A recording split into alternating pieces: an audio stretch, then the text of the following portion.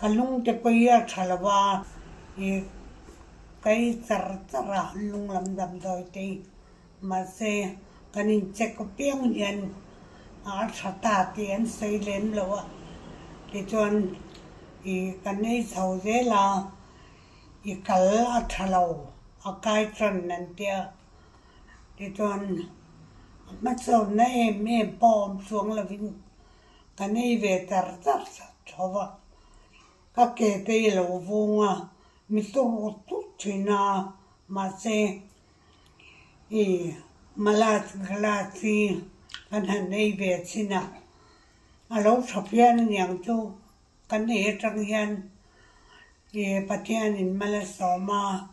a ke vung te po chu om to lawa a to tu te pom to lawa Pathian in damdawi malus cullus malsawm te chuan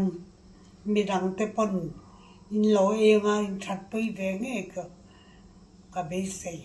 Malus Cullus double stem cell original hi ilo me hriat to em mihring taksa nat na zong deuh tho hi cell hri cell awatanga kan nei ten nia chu kan taksa cell ten ha tho puitur chuan scientist Dr. Fred Juliana mo chua steroid tello 100% organic asiam tin reng dam doi Malus Cullus double stem cell original hi in tan kan ron chhop chuak ta e Malus Cullus double stem cell original kan ti chan chu amu chuak tu scientist Dr. Fred Julia ta ti chin chiana US patent number a box koma da thei om chun ani tin US FDA license le a song bol na konga khoi dang lam le khoi ching pen mi alovani ti chin chiana non GMO certificate a box koma da ngat India ramakan mu thei om chun ani damdoi dangemo supplement sang emo po e kop ve ngai to lo zun thlum nei le kal thalo tan te tha